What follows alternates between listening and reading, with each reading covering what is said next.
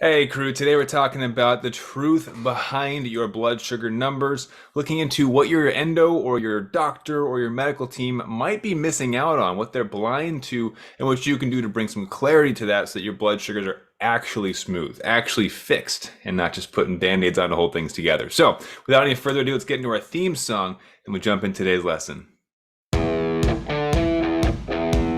I've spent the last 10 years pushing the limits while identifying trends and patterns in my type 1 diabetes management. Follow along as I learn, apply, and share the fitness, nutrition, and lifestyle strategies that I've learned from diabetes experts around the world. The real question is, how can we live fearlessly with diabetes while maintaining stable blood sugars? This podcast is here to give you the answer. My name is Matt Vandervecht, head coach and co-founder of FTF Warrior, and welcome to Part of My Pancreas. All right, today's lesson comes from a personal experience from myself. Last night hit some rough blood sugar numbers. There's a quick glance at what we had going on last night. That's right, my blood sugars are not perfect. The screenshot from my Dexcom shows 206 milligrams per deciliter, and it was stuck. Let me tell you, it did not want to budge. Now, if you look at that graph by itself, you got a couple different guesses that come to mind, right? Matt didn't count his carbs correctly. Maybe he ate a super carby meal and just couldn't get a hold of it. Maybe he forgot to put his insulin pump back on after taking a shower, right? It's a couple different thoughts that come to mind, but the reality is those are different thoughts. They're not all going to be the exact same guess based on the graph that we saw, right? So one more quick look at that graph. You get 206, but you can see it's been around the 200 marker for quite a while. And then initially beforehand, there was a bit of a spike, a drop, and then smooth sugars before that as well. So what are our thoughts? I would love to hear your comments. Actually, drop a comment with what you think happened before we get into the answer. No judgment. There's no right or wrong answers. We're just speculating, right? Got your answer locked in? Great. So now that we see a stubborn blood sugar, I want to give you the story behind it. So last night, I put a new side on, clue number one, right? I put a new insulin pump side on, went into dinner with a little bit higher blood sugars. Turns out my Dexcom sensor was wrong. It was actually about 50 points lower than I actually was. And by the time I had started eating, it caught up with where I actually was. And of course, it was too late at that point. I had already started eating my meal. So the blood sugars were not going to cooperate super well. Now, thankfully, I did pre-bolus, so you do see a little bit of a drop, right? I'm going to put the graph back up so you can see that for the rest of the story. Blood sugars did actually drop a little bit. I thought that I was in the clear. I was like, cool, I'm going to get back into a normal range. I'm going to feel good about this. And did not end up catching it in time because that difference between my actual blood sugars and what the sensor was reading was too great. And I did end up going back up. Pre-bolus was not strong enough, did not take enough insulin with that meal. Now, upon recognizing that, immediately I decided to take some more insulin, the missing insulin that I would have given as a correction had I known that my blood sugars were indeed that high, right? And by that high, I mean, I think it was like 160, 170. For me, that's way higher than I typically want to be before a meal, right? So we add the extra insulin. I start moving around, doing some household chores for a little bit, and it doesn't quite budge. It stops rising, which is good because initially it was looking like it was going to be double arrows up. Like I was just going to skyrocket to the moon and back, and well, not back. I saw it going up, and I was like, how far is this blood sugar going to spike, right? And then gave it some time because sometimes the insulin does take a while to work, and we don't want to stack too much insulin, right? If you don't know what insulin stacking is, it's us throwing insulin at the problem, hoping it's going to come down, oftentimes getting too much, and then it comes crashing down, getting into the blood sugar roller coaster, which we want to avoid at all costs, right? But what happened is that during that time, I thought, you know what, I've got some room here. By that point, I was already over 200. I'm going for a walk. All right, so now I'm going for a walk and blood sugars have stopped spiking, which was wonderful to see. I was worried it was going to jump to 300 or something at the rate that it was going. And during that walk, I threw on a podcast, as I typically do, try and be productive with my higher blood sugars. And that's one of the things that I love to tell my clients to do as well. You can still find a positive in those rough blood sugar numbers and enable yourself to be productive with them. So I'm walking, I'm listening to this podcast, blood sugars kind of start to creep down just a tiny bit. I'm like, all right, let's head back in. I've got a ton of insulin on board. I'm sure it's going to continue coming down, right? Wrong. Here's the next part of the story. See, my daughter was asleep this whole time, and my wife was hanging out, kind of just getting stuff done around the house while my daughter was sleeping. And as I'm coming back into the house, I hear her wake up. I'm like, you know what? Blood sugars are still high. I'm going to run into the bedroom and I'll try and put her back to sleep. And for me, trying to put my daughter back to sleep is an activity. And so it often does help me to bring my blood sugars down even further, especially if there's insulin on board, right? There's bouncing, there's walking, there's singing. If you don't know, my daughter just crossed 11 months. And so she appreciates the effort that goes into a bedtime routine. So we're bouncing around, trying to get her to go back to sleep. And I noticed that she's a bit congested. It's like, that's interesting, right? Long story short, had a little bit of a scare where I thought she couldn't breathe because she had a lot of snot. And as we found out later, she was quite sick. And then later today, the next day, found out she had a fever. It was like, oh, no wonder she wasn't feeling so hot last night. And no wonder none of us have been sleeping for a couple of nights in a row. But the poor thing, she wasn't feeling great. So I had a bit of a scare, stressful event for a second where I thought she couldn't breathe. I felt my insides burning up with worry and panic. And what if she can't breathe? How far is the hospital, right? Just this anxiety and stress creeping up. I could feel my body just pumping with cortisol. It's this whole parental thing, right? And I told my wife, I was like, the biggest downside of having kids is that you can lose them. I'm so stressed at the thought of her potentially being in trouble or being in danger. This is not healthy, right? And sure enough, I was like, this is going to hit my blood sugars for sure. And if you don't know, blood sugars can be impacted heavily by stress, by cortisol levels, right? Along with a number of other variables. So long story short, blood sugars did not go anywhere with all that moving around, trying to get the snot sucked out of her and, trying to get her back to sleep after all that commotion. And it was a whole thing and a half. And so afterwards, noticing that blood sugars had not budged, still at 209 or something, gave another correction, which technically at this point we are insulin stacking. I do not recommend that. The reason I'm comfortable with that is I am very confident in what's called the 80/20 blood sugar formula. It's how I calculate every decision that I make with my diabetes to avoid overcorrecting. And 9 times out of 10, it does land me in a smooth blood sugar. And usually it comes right back down. I got the exact amount mapped out and all that. So I calculated everything a couple times in my head, making sure this wasn't a reckless decision, gave the extra dose, and continued with my activity. At this point, about an hour or two since our dinner, and needed to bring his blood sugar down, right? So from this point forward, noticing blood sugar still had not come down 30 minutes beyond that, noticing, the insulin on board had come down quite a bit, gave another small correction, went for another walk, and then took a shower. Now, these are all what we call accelerators. If you're unfamiliar with that term, don't worry about it. These are more advanced topics. These are things that I teach at diabetesinaction.com. All right, you're going to want to get some time set aside to go take notes if you're going to go watch that. But our methods are completely different than what you've learned from your endo or your doctor or anything else, truly. So the method the story I wanted to share with you here is exactly that. It's the story behind the numbers. Now, you go into an endocrinologist office or a doctor's office, they'll look at that and go, well, you didn't take enough insulin for your meal. Let's up your insulin to carb ratio. Let's up your basal, right? And yes, technically, there was not enough insulin present. However, with the story behind the numbers, we're able to see that there's a lot more going on, right? It wasn't just the fact that I needed more insulin. In fact, if that had been my go-to strategy, then today I would have been running low after each meal because today's meals were back to normal. The sensor was working fine, so it didn't read falsely and make me not realize that blood sugars were high to start with.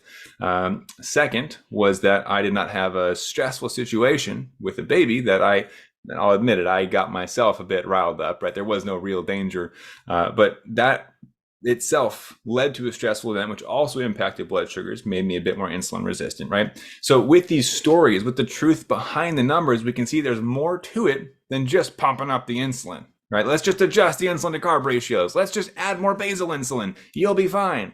It's like, no, there's a whole story behind the numbers that we have to be aware of. And if you're not looking in these stories, you're going to make the wrong decisions, correct the wrong problems, and your issues are going to either continue or get worse, right? I don't want to be on the opposite side of the spectrum and be going low all the next day because I was overly aggressive with the highest the day previously, right?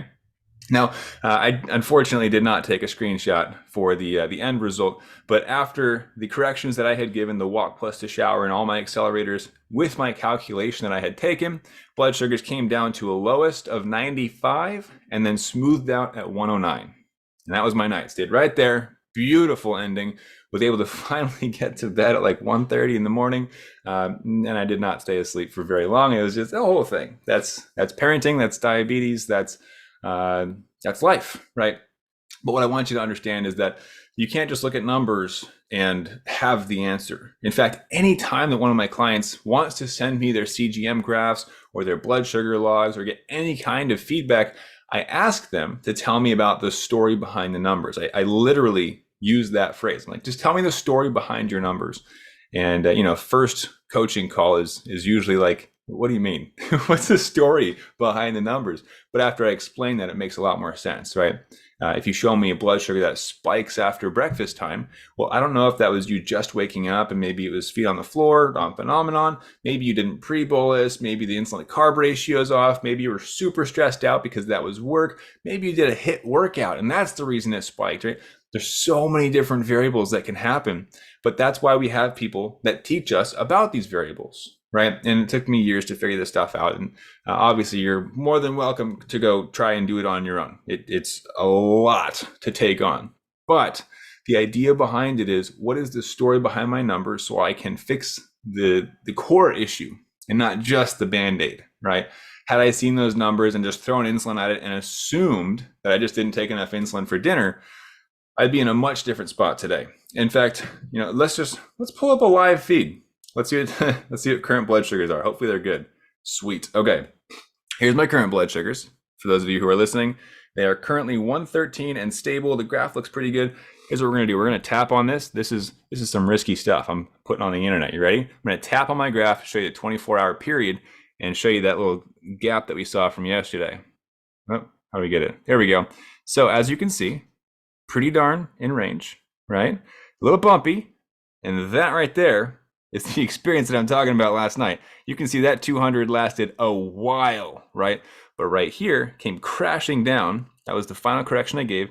And it landed at 195 and then 109 and stayed stable right there all the way till I woke up, right? And then a little bit of bumps, but still in range. So that's the kind of control I'm talking about. That's what we're looking for with blood sugar formulas. That's the entire reason that I teach people this different method, right? Where I can have a rough night. And yes, it does happen. I need you to understand that I am not perfect. If you missed the episode where I talked about the 5% rule, where you can control 95% of the things with blood sugars, but there's going to be 5% of things that just sneak up on you. It's outside of your control, like my sensor being wrong and not giving me a correction for my blood sugars that were higher than I would have liked.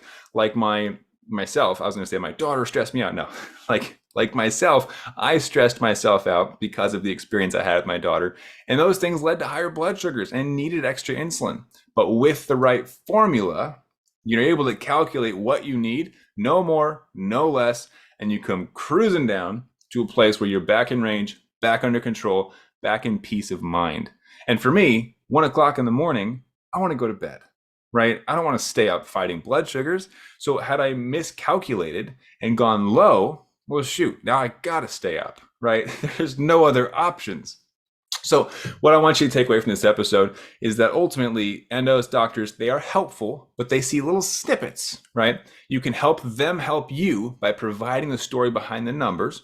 However, in my experience, in a lot of my clients' experiences, they're not always interested in the story behind the numbers. They just want the quick fix. They've got 15 minutes with you. Get in, get out, on to my next patient, right? It's the unfortunate mess of the medical system today.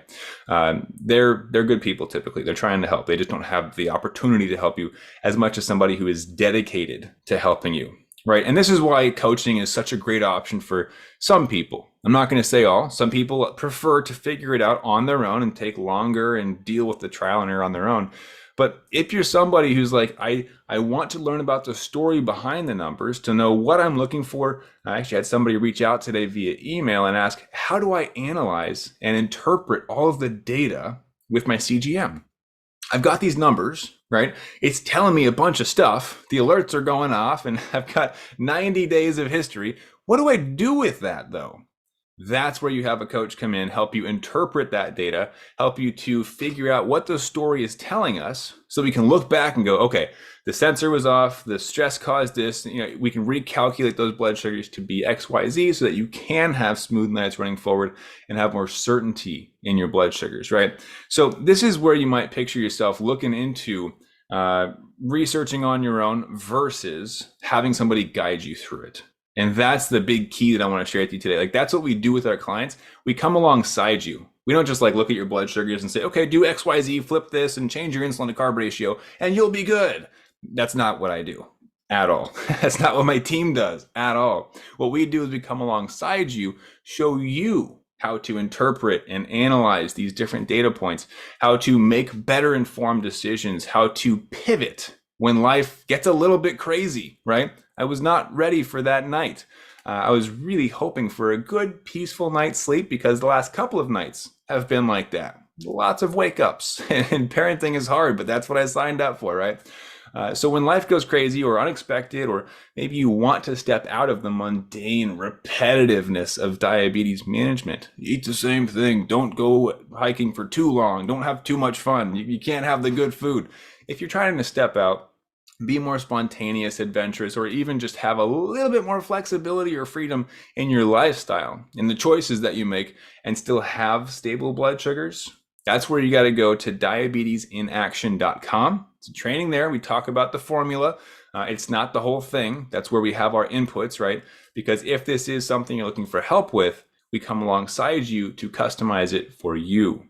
And that's where this comes into a whole new type of relationship where we're not going to just sit down for 15 minutes, pretend we fixed your problem, and then send you out. We sit down for an hour and then see what the plan looks like. And from there, pivot, adapt. How's the plan working? This piece is, this piece isn't. Let's change it. Let's move forward. Let's continue making progress, right? It's that relationship that enables our clients to have killer results. One of our clients, in fact, just reached out during one of our coaching calls and shared with us that this person had doubled their time in range. How long do you think it took them to do that? Like a year, 2 years? Now, maybe it was faster. Maybe it was like 6 months. In a week. In 1 week, our client doubled their time in range. That is unheard of, but it is only possible with the correct formulas using for your blood sugars, where you can calculate and have that precision understanding of what's going on and to truly identify and interpret the story, the truth behind the numbers. All right. So at the very least, start telling your medical team the story behind your numbers in hopes that they're the kind of people that actually want the best for you and spend that time with you digging in deep and customizing everything. But if not, start telling yourself the stories, see what sticks out as a pattern, as a repetition. Maybe you'll hear it, maybe you'll see it, maybe something will pop off the paper at you and go, that's it, aha, right?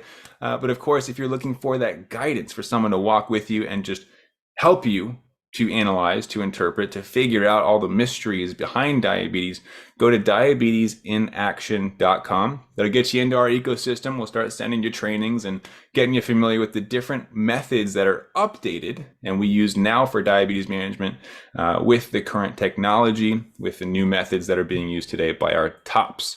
And that's what I want for you. All right. So hopefully this was helpful for you. Truth behind your numbers. You got to identify the story.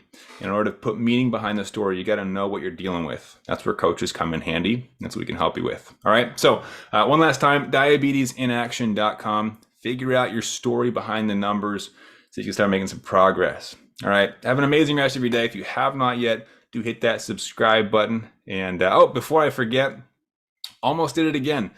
The formulas. I want to show you some living proof that I do practice what I preach. I want to show you that truth. Here's one more time. There's a 206. Those are my blood sugars from under 24 hours ago. 206. Rough, right? I'm not perfect, and I do not train people to be perfect, but I train you to be better. And this is the proof of what that looks like. Over the last week, I was 97% time in range. If you don't know what that means, it means that I spent 97% of the last week between 70 and 180. I know a lot of you are curious about that range. During the night, it's 80 to 150. I keep myself a bit higher standard there. This is what's possible when you use a blood sugar formula. 97% for time in range. Even with the crazy sleepless nights, even with moving around, going out to dinner with friends and family, playing sports, all the craziness. This is what's possible. I want that for you. Those methods and more are being taught at diabetesinaction.com. So go check it out, get over there, have some fun, take some notes. Let me know if I can help. All right, I'll see you in the next episode. Have an amazing week ahead and keep up the fight.